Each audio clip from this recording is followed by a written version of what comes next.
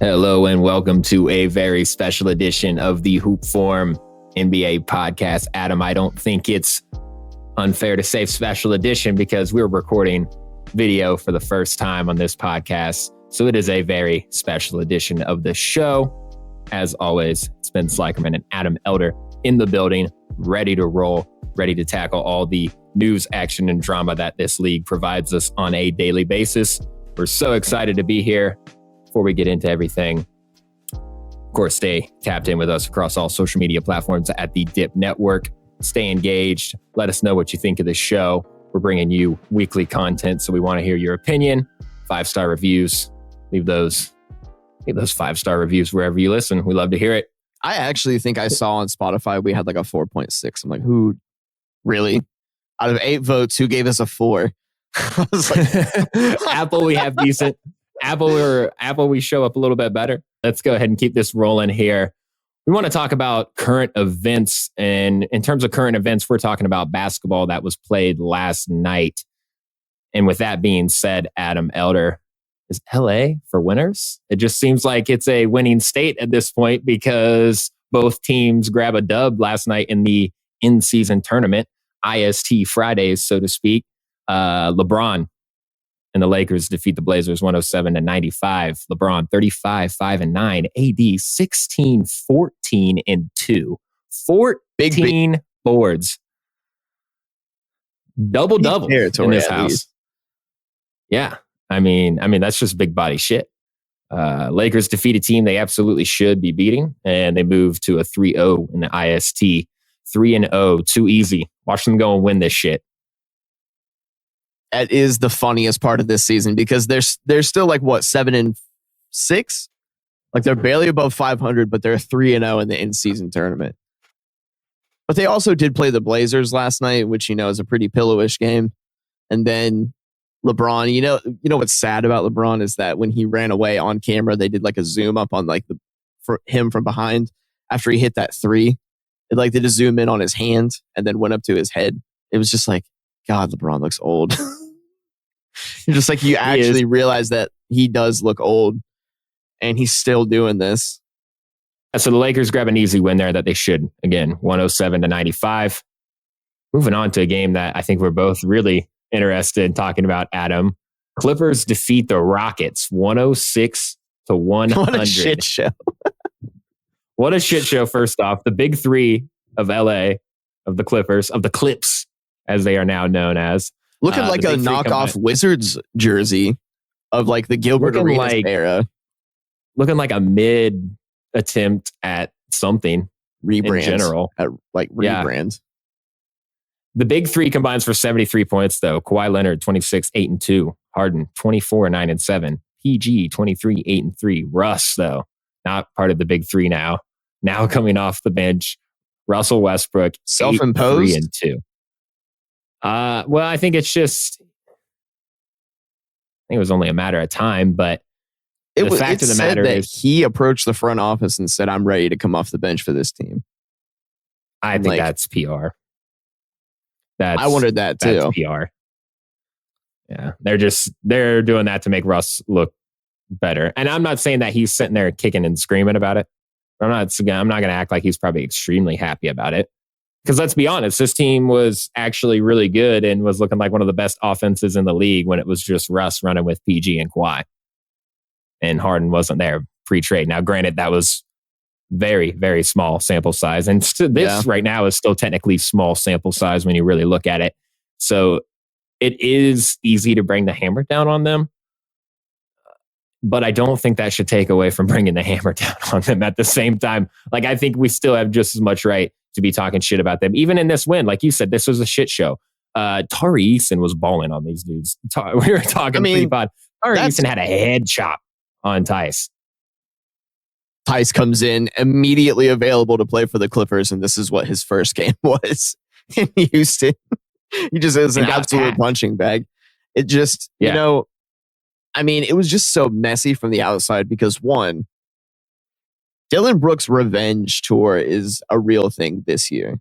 I feel like Dillon Brooks is actually taking it like that because people dogged him as awful because his shooting form is awful and it looks like he's not going to make it.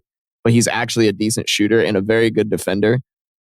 So now, like, the Rockets have this edge about them.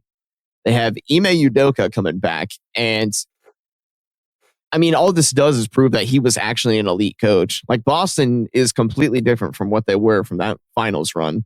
And it shows that Ime Udoka probably knows what he's actually doing as a basketball coach. And you just have guys balling out, though. You have Fred VanVleet playing 37 minutes a game, getting 26 points. Like, they seem balanced right now. But the reason they still lost to the Clippers, though, is because, one, James Harden had an efficient game. Hooray. You know, like, he had one efficient game, finally. I mean, aligned with... This is what he should be doing on a nightly basis. Yeah, I mean, ideally, but, like, it aligned with Kawhi Leonard, too, having something going on. I mean, PG had something going on, too. And it's just like, they won the game and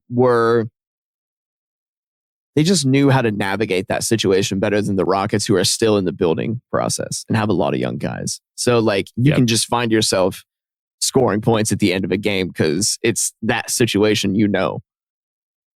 So, I mean, this isn't a gimme win for them because the Rockets, I think, are legitimately good this year.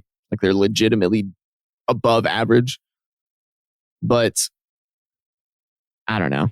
It was like the perfect chance for the Clippers to get a win. And it was still a close win. That's the thing, too. It's not like they were, punching down. No, they weren't punching down. The big thing for me is that, like you said, the Rockets look like they have something here. They look like there is the blueprints of something that you could really run with here. Ime is absolutely a capable coach. I don't think that was ever in question. In terms of what just so hot topic for a year and a half that nobody wanted him. But with that being said, let's go ahead and move on from LA and let's get into the rest of the IST, the rest of the in-season tournament Friday night extravaganza, if you will. Bucks defeat the Hornets 130-99. Adam, I know you were just that was through the roof right now. Shit show. That was go so ahead, man. Awesome, go off. dude. They were just ready to shoot last night. Oh, Brook Lopez had a pump fake three. Pump fake step back three that he leaned in for contact to get an and one and made the three, still walked away from it, but just stuck his arms out like this. You have Malik Beasley, who I personally watched him, and I think it was close to the end of the third quarter because there was a point in the game where it was a 4-point game. That's why I turned it on, because I opened the League Pass app and I saw it was like 58-56. The Bucks were up by 2, and I was just like, this can't really be happening, is it? I'm like, they're losing to the Hornets. And then I started watching from that point. This must have already been after the Chris Middleton, like, just insane, like, fumble pass. Did you see that? Yeah. My I have God. that noted here. Yeah. Like, if anyone's wondering, it's on the main highlight video of that game at around like 7:40 into the video. If anyone's wondering where it's at, it's a 3-point shot from Malik Beasley. That had to be accidental slip from Middleton, right? I think so, yeah, because he was fully committed to the fadeaway right there. Yeah. But he was probably also aware that Malik was directly behind him too, at least somewhat. He knew that he had. Yeah, but he never intended to slip the ball, so it didn't matter that he was there. So he played it off like it was a pass, though, and it was pretty wild. The reaction from the Hornets announcers was absolutely ridiculous to that. They were like, "Oh no!" They were going insane. It was nuts. So that was really fun. That was just a fun game. Lillard 27-5-5. Malik Beasley, to his credit, 6 of 10 from 3, 7 of 12 from the field. Giannis 16, 8 and 9. A nice game from Giannis. An old man LeBron game from Giannis there. Like, that's I promise like an old you, man dude, LeBron game. It's working. And this is what I was visually seeing. It's working that Giannis is slowing down. He's not full on that's still his bag, is full on charge of the basket and make a finesse move out of that. Yeah. But he's not transition, kill people. Yes. And it looks like he's just toned it down on, look, we just need to play the game at a reasonable pace. And I need to be a part of that. Like, because 16-9 and what was that? 16-9 and 8? 16, 8 and 9. 16 points, 8 rebounds, 9 assists. 9 assists. Perfect. Malik Beasley, though, was just absolutely nuts last night. He had an insane catch and shoot three off of a pass from Lopez. I don't think so. What dance was it? It was off of one of those threes, so I didn't know if you were talking about the same one. But yeah, he had a lot of those catch and shoot threes. He danced after one, though. Malik's awesome, dude. Yeah, it was probably maybe his fourth or fifth three or something. And like he did this like really uncomfortable hip shake, and it actually prompted me to start to wonder who are the worst, like who just has the worst celebration ever. Curry. It's up there, dude. I know, but it's one of them. Malik just really threw his name in the hat last night with this dude. It was uncomfortable. What about that one he had for the Lakers, remember? Where he just, I think it was against the Mavericks, where he just stood up and went like that, but with his whole body. That's what he was doing in this one, kind of. Like, he was like only shaking his hips, but he had his hand in the air. Yeah, I didn't like it. I was like, what was it did that? not have very good. It did not have very good energy, man. Not sturdy at all, dude. Yeah, but good win for the Bucks, even though it was on the Hornets. This was just a highlight fest. LaMelo was lighting it up early on. Mark Williams had a couple ridiculous yams. Did you see the tape on LaMelo's neck? He has to cover up a tattoo that's on his neck now. So he has to wear like a Band-Aid. I noticed that. Right here behind his ear, because he has a tattoo of some personal brand of his that the NBA said you can't just personally display that on yourself. You're like literally like free advertising. Weird. But then that is kind of weird. Miles Bridges also checked into this game. 2 mild applause to his credit. Talk about weird. It was, last night was just full of goofy shit. Was it not? Did you see the goofiest thing that happened all night was an Ish Wainwright, like mid-range hop step, like floater from like 16 feet. I think he did it on a bead. It was like, I don't even understand. Like, I'm confused about what's going on here. Everything goofy is happening tonight. I mean, you also had the Booker pull-up in the corner off the escape dribble.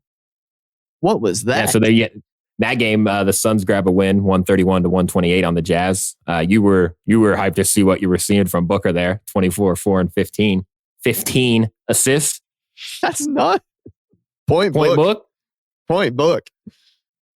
I mean, my Lord, KD said it the other night when he finally came back. He was like, we're just happy to have our point guard back. And wow, no kidding. KD, that shot was crazy. I mean, it was. It was classic. It was 2017 playbook, Kevin Durant. I'm going to pull up above the left break and make it. Because he's doing it almost better than Kevin Durant nowadays. Let's just talk about that. KD, though, 38, 9, and 9, no slouch. This guy surprises us every other night. KD hit the game winner like that. Oh, okay. My bad. I mean, Booker, obviously. I think Booker's the best player on the team. No cap. Yeah, I think Booker has surpassed Kevin Durant. I think overall. I think Kevin Durant is still going to go grab about that. Prime.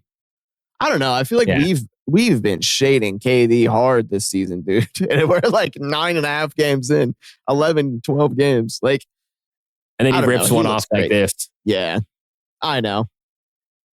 It's just Clarkson, though, also. Jordan Clarkson, 37, 3, and 5. Jordan Clarkson just trying everything he could there for the Jazz. Jordan Clarkson is just modern day Jamal Crawford. Like, the dude is a bucket. Who's trading for him? No one, dude. No one's trading for him. I promise you. There's a reason he plays for the Jazz. It's because he can shoot 19 shots a night, guaranteed, on a team that brings Colin Sexton off the bench. Does he not come off the bench too? Isn't he their 6? Yeah. Jordan Clarkson? Yeah. I think he does. He's just not that good on defense at this point. I don't think that's worth it to a team, even though he can score. He's like worse Zach LaVine when you really think about it. Not worth it to a contender. Yeah. All right, let's keep it rolling here. Quick hitters here on the IST. Kings defeat the Spurs 129-120 to Aaron Fox. 43, 8, and 7. DeMontis Sabonis, 27, 14, and 7. Malik Monk, 24 and 8. Just an absolute monster game from those guys. The Kings were just running the Spurs up and down, man. Up and down.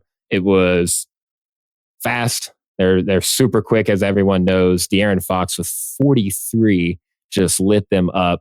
He is fearless basically at every point of the game, offensively, defensively, in transition, at the rim, shooting the three, anything you got. This guy is absolutely fearless and is ready to take on anyone. And Sabonis is playing out of his head right now. Mitch was hyping him up the other day in the group chat, and for good reason. I know I was shading it because it was in reference to AD and the loss that they had. That's why it was a dumb conversation, because it had to be at the expense of AD.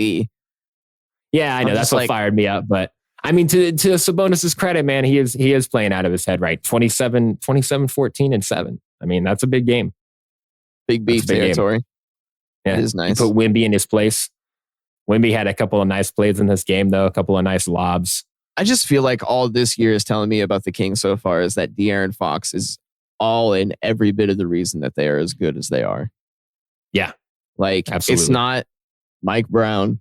It's not, I mean, that all plays a part, obviously. It's not Mike Brown. It's not the Keegan Murray shooting as a rookie. It's not, their collective defense and that they have a decent center rotation now. I think it's worth to say it's decent because they have both Len, who's big and capable, but they also have JaVale McGee, who I think wants to have like a renaissance year for the Kings as a backup center because he felt shunned by the Mavericks. But like, it's De'Aaron Fox. That ridiculous size up three that he had on LeBron the other night. Are you kidding me? Did you see that? He was just walking all around in pace, trying to call a play. Nobody was doing anything, so he just shot the three. He was chirping with LeBron all night, too. Dog. Yeah. Absolute dog. They called a foul on him at one point on LeBron early on, and he was chirping at LeBron like, that wasn't a foul. Like, he was looking at him. He's like, that wasn't a foul. Like, he was talking, bro, and like he wasn't being like sweet about it either. It looked like he was a little hot. So dog like, for 36, dude. He's got it. Miami Heat are like, he's bagged though. I'm pretty sure. Yeah, he's back. They're all bagged up. They locked in, and look, it's the Denver Nugget motto now. Everyone saw continuity, and here we are. So let's keep it rolling, though. Sixers defeat the Hawks. Sixers regain some balance here in the in-season tournament. 126-116. Embiid, 32, 7 and 8. Tobias Harris showing out 29, 10 and 4. Showed up to play. What about it? I can't believe this from Tobias, dude. Why is he all of a sudden good? We've seen this man be mid as absolute hell for the past 4 seasons. When he got bagged, the 2018-19 season, just like we've seen him be regular as 14.5 points a game, Tobias Harris.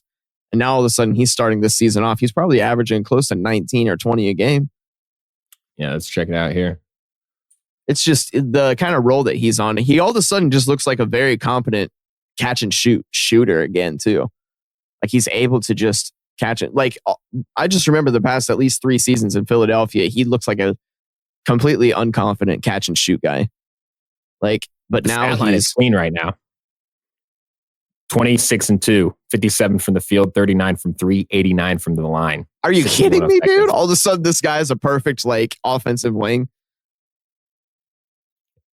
Looks good. I mean, the Sixers look good in general. And it sounds like they're going to be getting Oubre back, and I'll just leave that situation at that. You've heard about all the drama surrounding that. Yeah, element, that's gotten weird all of a sudden. That's gotten. I don't even want to get into it. It's just too much for me, dude.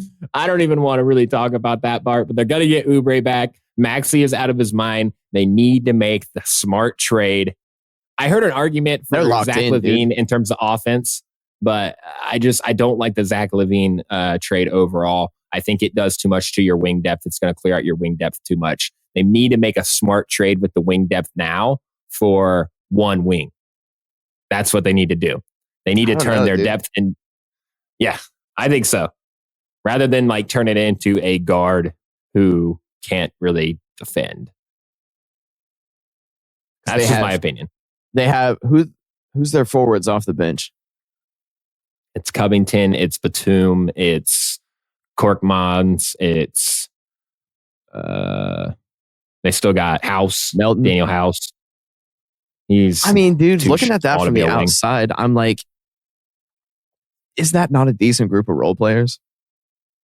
Like, is that not the group of role players that you kind of want around Embiid, because you have Joel Embiid and Tyrese Maxey on your team. What if we're overcomplicating the Sixers situation where now all of a sudden Tobias Harris really does have an insane amount of leg room compared to what he has seen for the past 3 years? Embiid is playing with a different kind of space and probably just is glad he doesn't have one of the most enigmatic people in the NBA on his team for like the last 8 years, Ben Simmons and James Harden. It's just, what if they just they see the success of this team right now? We say we can keep pushing it. They're on a great pace right now. They're what, 8-3? I believe so. Let me check here. So their target could be like 25 losses at the end of the season. 9-3. 9-3. They're 2 in the East. Number 2. So you finish 57-25. Like, that's a guaranteed 1, maybe not a 1 seed, but at least 3 seed, I'd say, this year. Yeah. I mean, I'm impressed with how they've started. I like how Covington has come into this season in shape and was kind of proven that with Los Angeles, and now is playing in Philadelphia. And this is a Nick Nurse roster. Yes, that's exactly. Like, all of a sudden he has this muscle memory around Embiid from those early Embiid getting geared up seasons, where he was starting to become that guy, the actual 26 points per game guy. And like, I don't know, dude. I think that they've kind of transformed and they need to stick to this because they have KJ Martin too. They did not get rid of him. Mm-hmm. So that's something there too that can be trialed. I think that's worth. I thought that was a loss for the Clippers, to be honest with you, because I really did want to see what him and Russ could do together with him as the screen and dive big. Somebody just insanely bouncy.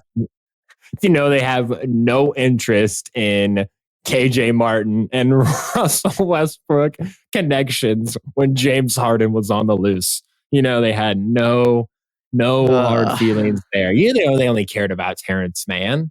Legendary Terrence Mann. That's all they cared about. Let's keep it rolling here. Because he's one that plays like a 3? Because he's 27 years old and is what he is at this point and is not a bad role player. But my God, let's not act like this guy's moving mountains. Exactly. Celtics defeat the Raptors 108-105. Jaylen Brown, 23, 3-4. Get this, the only player on the Celtics with 20 points or more, and the Celtics grab a win here in a just old-fashioned slugout with the Raptors. I mean, good Lord. 108-105, 23 points, the most points scored on the team. Only player with 20 points or more for the Celtics, Jaylen Brown. What a night. I hate the Celtics. I hate them. I don't even try to be like unbiased about them, dude. I hate that they're winning games, and I hate that Porzingis is playing with a huge smile on his face. Drew Holiday, did you see the buzzer beater at the half for Tatum? Yes.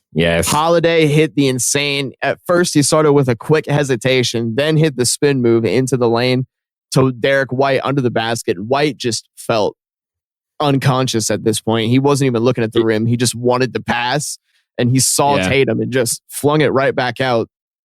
I'm just like, it proves last night. They was fit just so good. It was goofy. They fit so good. They fit insanely well. I hate it. They look so It good. Is a little bit annoying because, I mean, Drew Holiday, it just continues to prove what an impact player he is. And KP, They got him. Are you kidding me?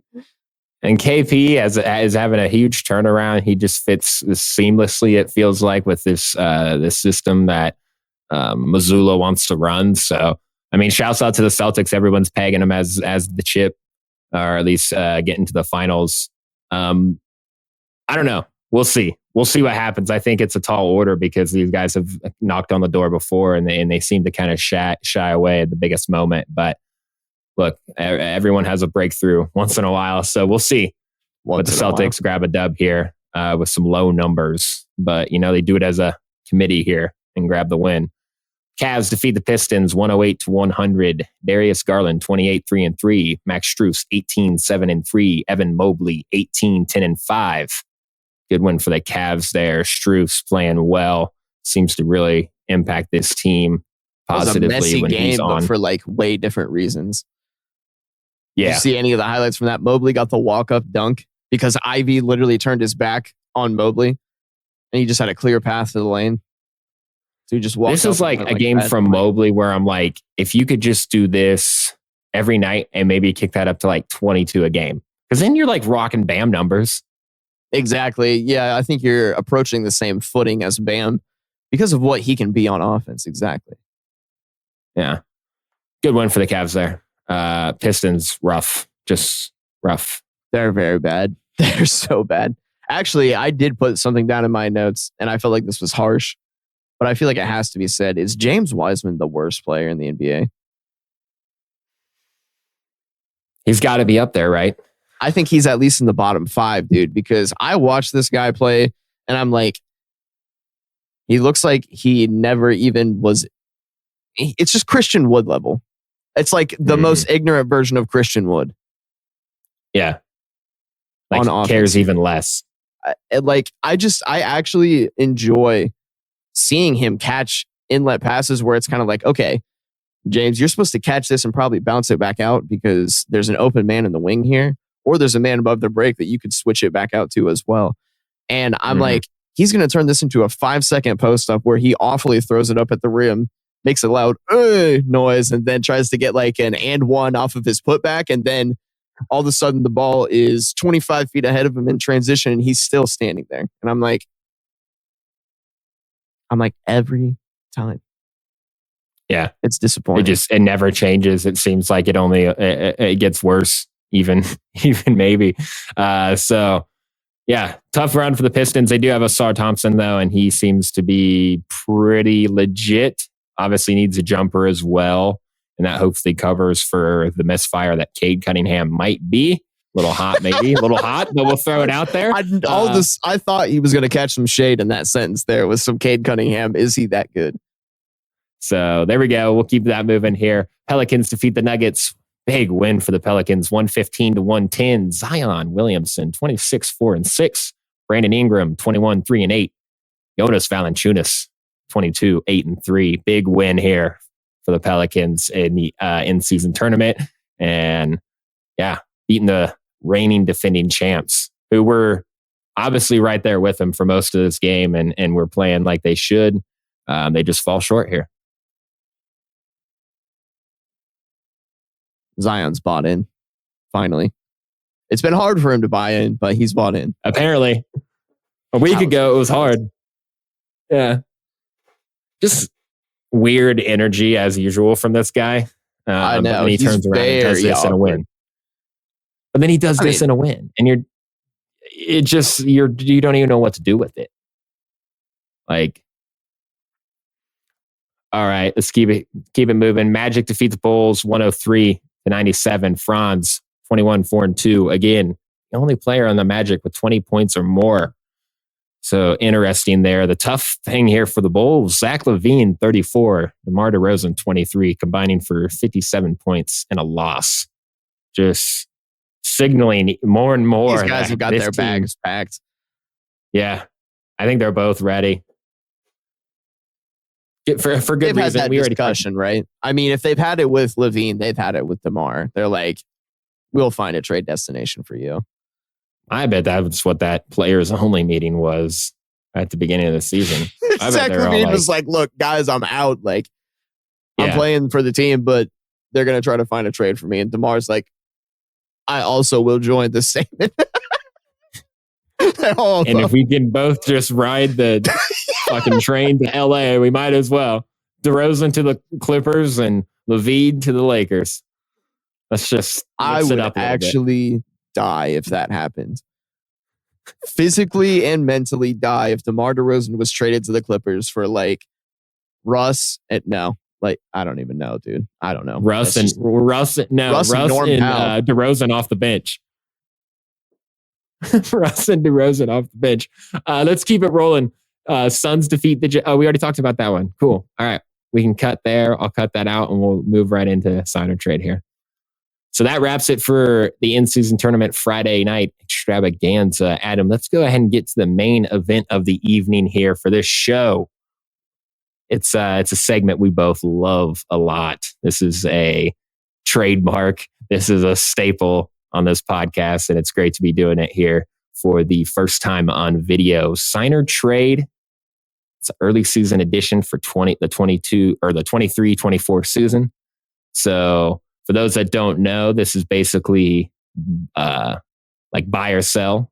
And it's basically that same type of format. More mad So money if we're than buying anything. stuff, More mad money than anything. definitely some mad money. So if we're buying stock in a team, we're signing them. If we're selling stock in a team, we're trading them. And the format we run is we each have 2 signings from each conference, and we each have 2 trades from each conference. So we buy into 4 teams in each conference, or we buy into 4 teams in total in each conference, and we trade 4 teams in total in each conference. So without further ado, Adam, let's go ahead and get in it. Let's kick it off with a signing. Let's kick it off on a positive note. They just had a big win on the Sixers this week in the in-season tournament on Tuesday, which we already touched on. But I'm going to go ahead and sign the Indiana Pacers, the number 1 offense in the league right now. Too easy. It's low-hanging fruit, but I'm a pick it, man. This team, they've been electric to start the season. They're sitting at the top of the in-season tournament in Group A of the East. 2-0 for the in-season tournament there. 7-4 for the regular season. 5th in the Eastern Conference. They're ranked number 1 in offense, as I already said. With that being said, though, 27th in defense, and that's just not going to hold up in the playoffs. And me and you both know that, but it's likely going to win this team a fair amount of regular season wins, and simply off the fact that you're going to run teams out of the gym, which they seem to be doing most nights. And it's fun to watch. Bruce Brown is such a great fit. What is it? It's Kings-like. Yeah, it is Kings-like. Halliburton is just such an interesting player, man. Yeah, I mean, I know I've said it on here before, but he's just the most like Showtime kind of 80s snake and dive point guard that's just ready to pass at any moment. Like, I mean, you have types like Trae Young are all about offensive creation, especially personal offensive creation, but then you have Tyrese Halliburton, someone completely capable of finding Obi Toppin on an across the body pass to the opposite corner, like guys that can get things going like that. While running. Exactly. Running a fast-paced offense. Yeah. I mean, it just 27, what was it? Like he went on a 2-game stretch of like 27 assists and like 2 or 3 turnovers at most. Right now he's 24, 4 and 12. 52 from the field, 43 from 3 on 7 attempts, 99 from the line, and 63 from the effective field goal. So, I mean, he's just tearing it up again like we expected him to, and I love to see it. Love to see it for this team. I mean, good for them to finally kind of find their way, it seems like, to a certain degree. They're in the mix. They're above some teams that they realistically probably shouldn't be, and that's just the parity that you love to see in this league. So, fair signing. I know it was easy, but I had to, man. I've been high on this team because they've been performing well, and I think they deserve recognition for being above. I mean, what is their record again? Let me pull that here. They are 7-4, 5th in the East. See, that's not bad. See, they're winning games at a good margin. They're a game behind Miami and Milwaukee both. Miami I don't even know how to describe what they're doing right now. But I mean, the Pacers, yeah, that's a good pick. All right. You want to hop over to the West? Give me a sign or a trade from the West, either way. Let's just get this one out of the way. This is my Western Conference trade, just to set the trend, show my disinterest in their season. That's the Memphis Grizzlies. Yeah, there you go. Talk about it. The news, when was that? 2 nights ago about Marcus Smart, 3 to 5 weeks. Nasty fall. I mean, I don't think he's going to be back before Jaw's back. So they're going to be down bad until, like, I don't even know what to say. Like, they are in such bad health luck right now that it's just unbelievable. They're legitimately missing like 5 or 6 important players. Yeah, right now they are, let's see here. They're last in the league, 2-9. Just looking really rough. They're eviscerated right now. They're bottom half of defense and offensive rating. I mean, they just look super rough, and for good reason. Obviously, you don't have Steven Adams, you don't have Ja. Now you're losing out on Marcus Smart. But beyond that, it doesn't seem like there's really chemistry with everyone else and these new pieces either. So again, but we've talked about this already. Jaren's Go ahead and struggling. stealth tank. Yeah, exactly. Have a stealth tank season because, I mean, the window's open for that. For you to get like a top 5 pick right now is completely in the cards. Yeah, you might as well play your hand that way. There's also a chance that they can leverage that. You know, this offseason is going to be messy. What is the chances that they leverage a potential top 5 pick into something that makes them even better rather than accruing talent and being like, we're on a long-term plan right now? Because Ja is 24.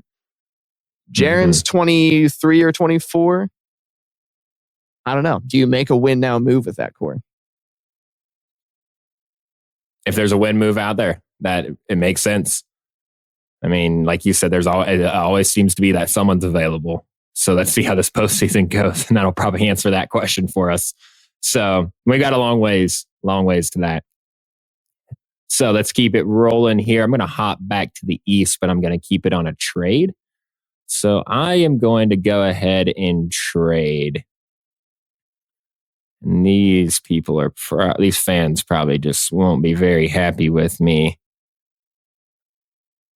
But I'm going to go ahead and trade the Cleveland Cavaliers.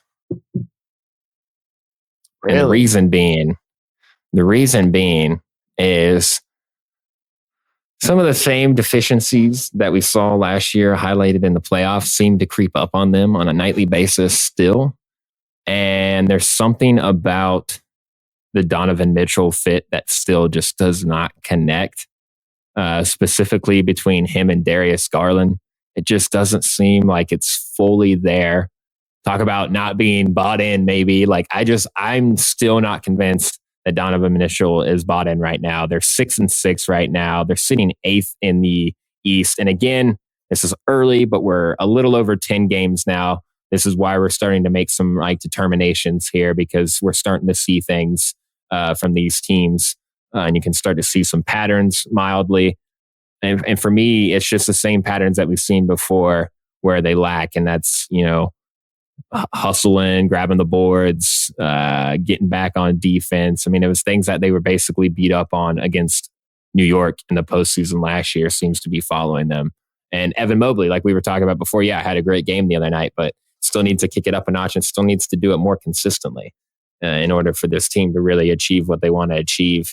And it just seems like we're not hitting the gas on that. And if we're a little over 10 games and they're not hitting the gas yet, are they going to ever hit the gas on that? So that's just my concern. And that's why I'm going to go ahead and trade them here. A little hot. I know Cleveland fans are going to be hot, especially since we're native Ohioans here, but sorry, had to do it. So my rebuttal to that, because I don't want to jump ship yet on the Cavs, because there is one defining factor that could set that apart or set that on a different path. Is it time to just fire JB Bickerstaff and maybe try to find a coach that has, I don't even know, because who are you going to look for that's going to be better than JB right now, that's available in the market, that can have competent playoff experience, that can turn this team into, their roles just need tweaked when it comes down to it. Because remember the other night, you and I kind of cornered Mitch about the Cavs. And I think we were mostly talking about Jared Allen and how Jared Allen only gets 7 rebounds on a given night. Same with Mobley. And you and I remarked that you kind of want those guys boxing out because of Garland's speed and transition breaks to be able to just pick up loose rebounds and take the ball right down court and make a flash bang play out of it. And I think there's still something there for the Cavs.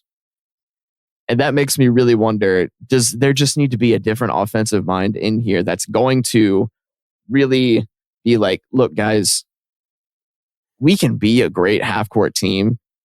And that's completely possible because of the two essentially point guards that we have on the floor with Donovan Mitchell and Garland. And do you adopt a system where it's like, I don't know, because they're just, I don't know. Does it ever look like to you like they're playing with an offensive system to begin with? It's kind of just Mitchell hero ball. And then they rely on that Darius Garland kind of lane. Yeah, where Darius Garland has some connection with the big guys, it seems like. Or just anyone. Yeah. Yeah, I don't know. I'm not a big fan overall, and that's where I'm at. I would think JB Bickerstaff. I would think JB Bickerstaff would be the first to go in this situation. Obviously, that usually is what happens, but ultimately, I don't think it's enough to really overcome just the lack of fit here. I think the lack of just fit overall with Donovan Mitchell, and it's unfortunate, but I'm still on the fact that I think they're going to lose him. And it doesn't even have to be New York. It very well might not be New York, but I think they are going to lose Donovan Mitchell in the long run here. And that's just going to be a tough loss depending on what you recoup from the situation. I wonder where he fits. I'm like, Miami. He's not going to put Miami. Yeah. Miami. Very well in Miami, I would think. But hey, what if the Cavs say, like, you can have, we'll trade you Mobley and Mitchell. We'll trade you Mobley and Mitchell for Bam. Miami ain't moving on Bam in this Jimmy era. Until Jimmy's done, Bam's there. True. That's very true. I think. Has to be the end of the Jimmy era. Yeah. Jimmy's going to be there until he's 68 years old, though. And we're just going to have to accept that. He's going to be... That's fine. A ghost out there. Complete just ninja warrior. I'll watch 42-year-old Jimmy Butler. Adam, let's keep it rolling here. Go ahead and hit us with a signing from the West. I was kind of gassing up earlier because, they played a good game against the Clippers last night. The Houston Rockets. I'm signing them because I am actually impressed that everyone seems level-headed in this organization. I mean, you have... They're one of my Western Conference signings, so preach. Exactly. There we go. It's just like, I like what they're able to get out of their roster right now, because my biggest concern about their entire construction was that I was like, they're way too crowded. They're the most crowded team in the NBA, almost. And you had the Lakers on the table at that point. But now I'm like, okay, you don't really have to dedicate all that much minutes to Jayshawn Tate. And I feel like he's kind of pulled the foot back on Jalen Green. Like, maybe not even tone him down a little bit. It's just that he's not... Steven Silas wasn't like, go get 37 points a game. Like, he's just back into a role. Freddie is playing like 5 more minutes than anyone else on the team per game. So he is just their veteran presence out there. And Fred is just good on defense again. I'm like, he's glue. He's glue for this team. Absolute glue. They also have Jeff Green. Like I said earlier, Dylan Brooks' revenge. I know. Bald Jeff Green, buddy, is a different animal. I don't even know what to make of it.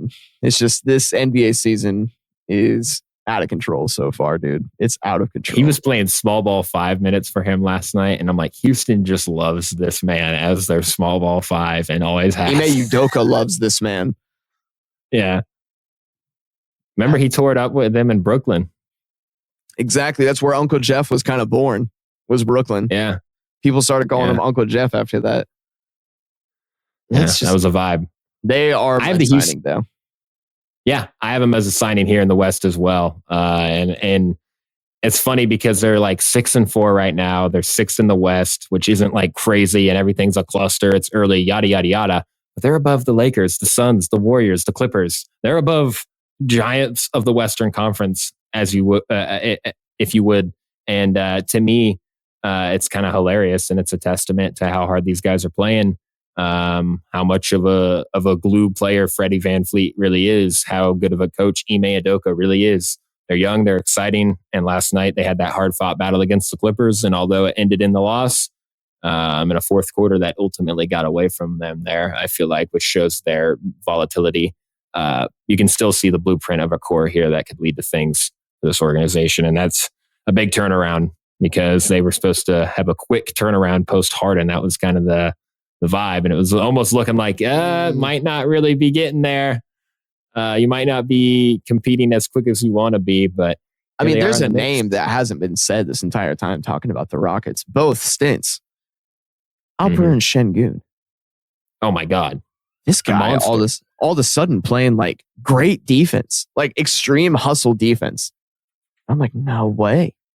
Like, yeah, he was on fire.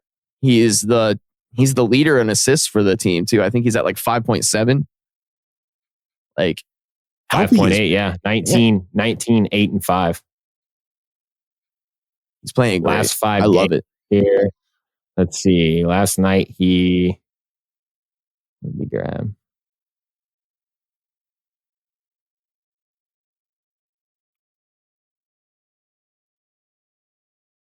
Can't even see his points. That's weird. Oh, there we go. 23, 8 and 4 last night against Houston, and was working over Tice at times. Was just putting the footwork on him, honestly, which was funny to see. So yeah, Houston Rockets, bravo. Let's go ahead and go for a trade in the Eastern Conference here. No, actually, I'll go ahead and go for a trade in the Western Conference here. And I'm going to go ahead and pick some low-hanging fruit here. And I think we both would like to get out of the way. Oh, it's boy. The Golden State Warriors. Oh, that's the Golden State Warriors. I don't know if you have them as a trade here for the West. No, you don't. That's a shock. I mean, look, Memphis. It's good that they both get it. Yeah, I mean, it's just with Golden State right now. Draymond's out. You've got the 5 games. Clown energy in general. I think Kuminga and Moody are just mid too. I think they're just not as good as they expected. I think that the Warriors' entire backlog of scouting has just been kind of poor, actually. Yeah, they certainly didn't hit the two timelines by any means. They're 6 and 7 right now, 10th in the West. Curry is about the only one doing anything, and even that seems to be helpless out there because he just really, truly doesn't have any help. Chris Paul is every other night, just looks gassed for the most part. And now the up and down with Draymond, you just wonder what he's going to be when he comes back. Is he going to be on his best behavior? Is he going to keep acting a fool? It's not looking good for this group. And like you said, the young talent just isn't hitting as much as they should. Kuminga is pretty hit or miss most nights. And yeah, it's just not there for him. I think they're an easy trade here. And, it kind of makes me smile. It's good bait. It's just like, I'm ready for them to kind of be out of it because it just shows. I mean, plus Klay Thompson, like, is just a poor situation, completely poor situation right now. Like, absolute salty energy with salty energy McDaniels thing. Flat tire looking, isn't hitting from 3 at all. He wants to hit Klay's shots. It's just not happening. Like, right. Yeah, they're not good. And I really think that I know that Chris Paul has some decent like vibes being on that team, but I'm just like, I can't count on it because I know the injury is coming.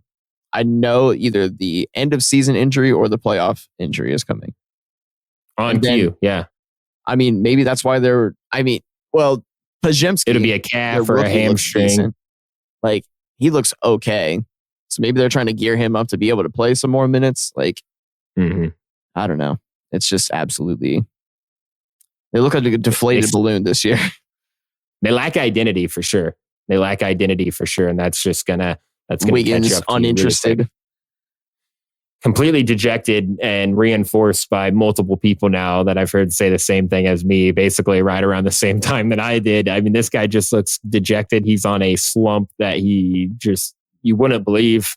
He's capped at like 16 points max a game. We keep hounding on it because it seems almost real at this point. And I think that's a ticking time bomb there too. And just another question mark for them that is going to have to be settled before they ever really move forward here and get out of this slump. So Yeah, we're trading them. Adam, let's go ahead and shift back to the East. Hit us with a trade from the East. The Brooklyn Nets. Oh, The why? Brooklyn Nets. Because they're 6-6 right now, I think. And I'm just like, yep, 9th in the East. I'm like, this is ultimately maybe what this team is going to be. Maybe they really are just the 8 seed because they strangely lack identity as well. Mm-hmm. They lack identity. Like Mikhail he's an ideal support player. Cam Johnson's kind of an ideal support player. Spencer Dinwiddie's kind of an approaching ideal support player. DFS, like Cam Thomas is just scoring a lot of points because they need Just somebody a at the point of roster attack. it's a roster full of support guys and then 2 guys who can light it up. Part of my reason for this trade, honestly, is because I feel like the Ben Simmons experiment is over. I think it's over with the back injury. Nerve pain is back. The nerve issues are back. I think this might be over. And, it's just, of course, I heard the headline the other day. Somebody was talking about how Morey faked up most of Ben Simmons' mental illness thing because they wanted him to just seem like that unhappy and broken, and not that it was the back injury. And that the back injury was actually substantial. And he had been dealing it with probably longer than we realize. Right. But it'll never excuse the things that happened in Philadelphia with him. Like, it's just, he looked that mentally unhappy too. But now, like, you look at this Brooklyn situation, you're like, this team almost was kind of set up for him to be the guy that led them. Especially with all this, like we said, all the support guys, all the catch and shoot guys that you have around you. All those guys listed right there are catch and shoot guys, able. Like, and then you have Claxton, lob threat. Like, all these guys. And they were trying to feed into his energy of, well, I'm going to be the point guard for this team this season. They were trying to are you capable cater of that? to it? Like, his stat line is just mid every single time. He puts out a direct 6-6-6 almost, like 7-5-7 night. Like, every single night he's taking maybe 6 or 5 shots. And you just can't not shoot anymore. Like, even the worst shooters in the league, like a Dylan Brooks or Russell Westbrook, like, they still take the shots. And they still go in sometimes. This guy, he still just isn't taking the shots. And the amount of times just in this small sample size we got from him this season, the amount of times I saw him just ditch the pass when he's at the basket. I'm just like, what are you doing? Just dishes off. 6'10", dude. Yeah. You can literally reach up and just put it in. With like a 6'7" guy on you. That's why he's broken in NBA 2K, because you can play him as a 6'10" point guard and you just go to the basket every single time. It doesn't matter. It's not real. It's not real at all. Because it can't happen in real life. You're like, oh, no way he would take 14 layup attempts in real life. Yeah. That's why I'm trading them. I'm just like, this experiment's over, and it kind of puts a real damper on this team. And it really makes me wonder if they're going to be taking calls on Royce, DFS, Dinwiddie, maybe Cam Thomas. His name was floated out there in a Levine trade. Mm-hmm. I don't know. Have you signed anyone from the East yet? Or, yeah. No, that's my last pick, is the Eastern Conference sign. Okay.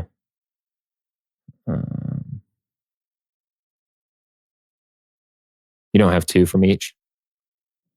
No, I thought we were just doing 1 from each. We did 2 from each. The text this morning said 2 from each 2 West and 2 East. 2 from each conference for both of us. You motherfucker. I know the text said that, you son of a gun. Come up with them on the fly. You can come up with it on the fly. You're not weak. You've done this before. Another Eastern Conference signing? Yeah, you've done this before. You got 2 of those in your bag. You got another trade in your bag on each conference. You got another sign in the West. You got it, dude. You got it. You can play off these.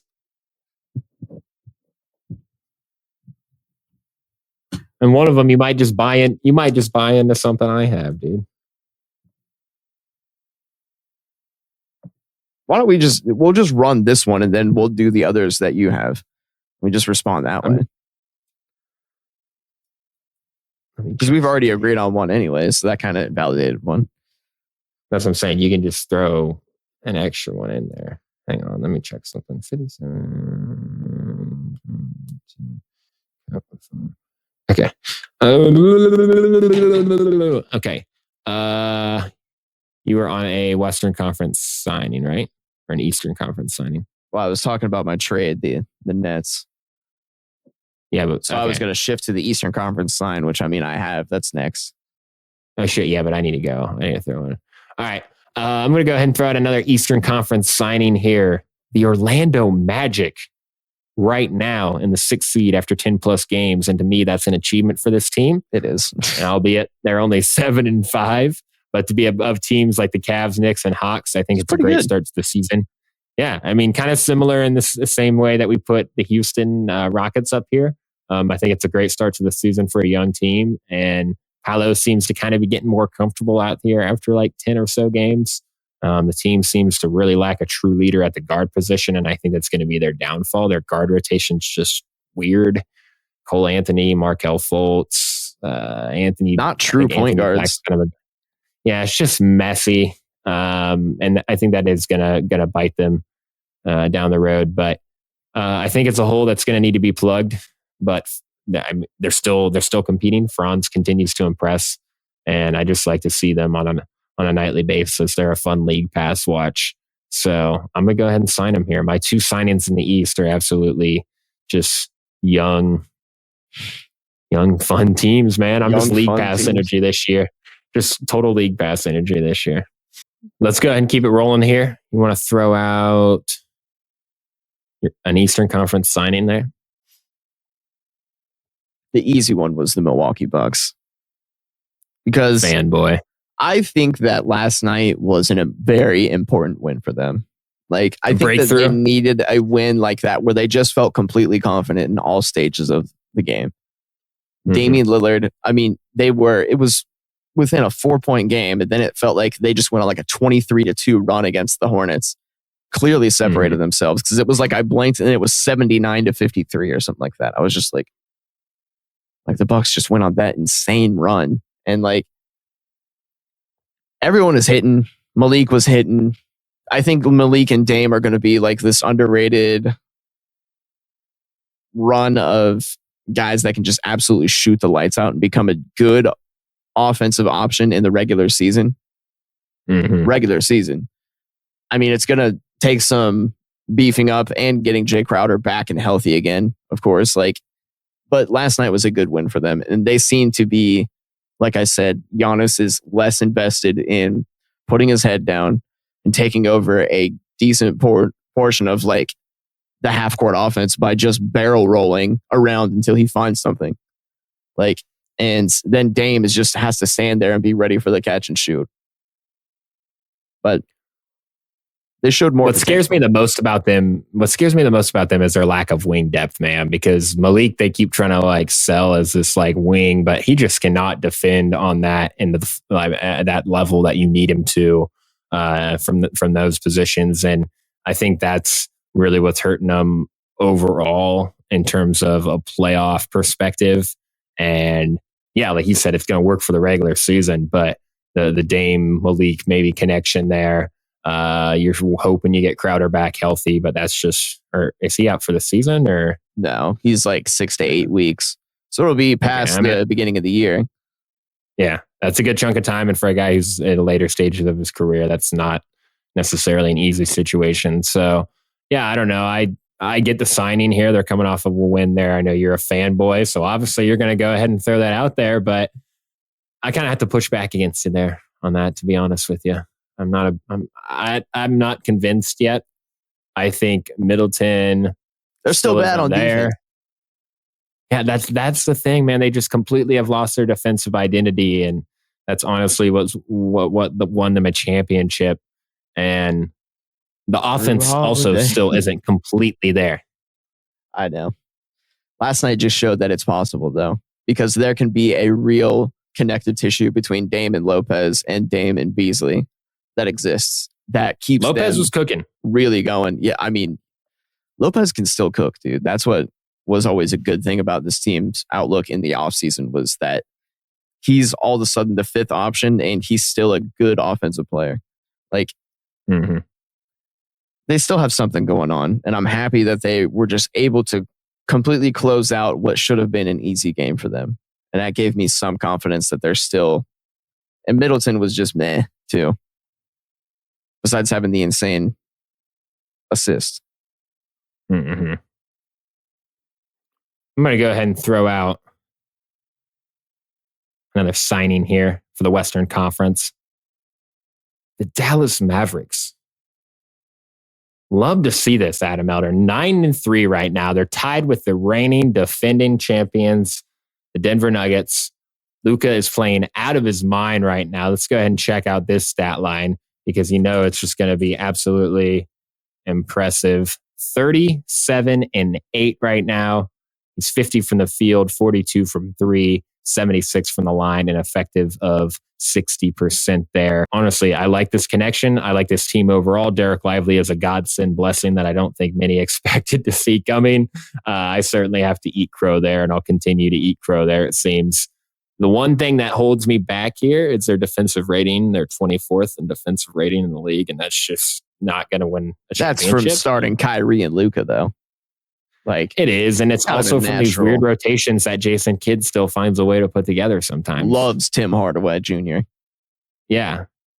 I mean, some of the times the decision-making there is just still very questionable, and I think that is going to be one of the things that really hampers them here. But right now, they're second in offensive rating, and they're tearing it up on that end of the floor, and it's fun to watch, and Luka's looking like a front-runner MVP there. So, love to see it, 9-3. Let's keep it rolling, Mavs. You're exceeding my expectations, so easy sign. I mean, I'll co-sign this. I will co-sign this because I'm just happy that the Mavericks are able to keep this kind of pace right now.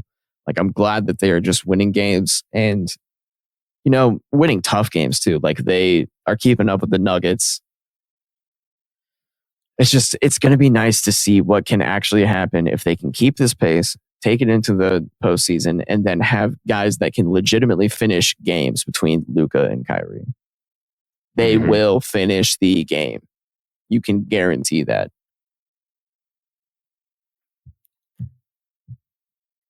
Let's go ahead and wrap it here with the last trade from the West, because I know it's going to be your last trade from the West too. Oh, brother. The Los Angeles Clippers. Absolutely have to trade. Absolutely have to trade. I'm not saying it's over for them, even though it's probably over for them. But after 10 to 15 games here, we're looking at an absolute train wreck of a situation. We've riffed on it at length here, but it just doesn't seem to get old to talk about it. No, because it's just always a developing story of sadness. Yeah. It seems to be that like they really cannot get that starting lineup figured out with Harden. Like you said earlier, he has the good game last night, and it was a nice stat line, but the consistency just continues to be a question for him. And Paul George, it wasn't like Paul George and Kawhi were really getting those buckets easy. I think you mentioned that before too. They weren't really coming as easy as you would want them to still. So, whole lot of isolation, man. I mean, it's the ongoing meme that is just absolute classic, and that is heartbreaking. The worst player you know just had a good game. It just lives on forever. That is the absolute motto of this Los Angeles Clippers team. Yeah, they won last night, but you know what? They beat a team that's just in such a different status from all the other guys they've gone up against and just have fallen flat with James Harden. Like, flat with an exclamation point. Like, just very flat. Like, you busted and lost a couple teeth flat when you hit the ground. I really wonder what Ty Lue is thinking right now with Russ coming off the bench, proclaiming to come off the bench. Ty Lue's thinking, I can't wait to get the fuck out of here, I think is what Ty Lue's thinking. Poor guy. Poor guy. Ty Lue back to the Cavs. Ty Lue back to the Cavs. Not a bad idea. Wouldn't be the worst idea. Excellent. All right. Let's go ahead and wrap it there, Adam. As always, stay engaged with us across all social media at the Dip Network. Stay engaged with all the content we're bringing you weekly. We'd love to hear your opinions. Leave us a 5-star review on whatever platform that you choose to listen to us. Have a great evening. We're out.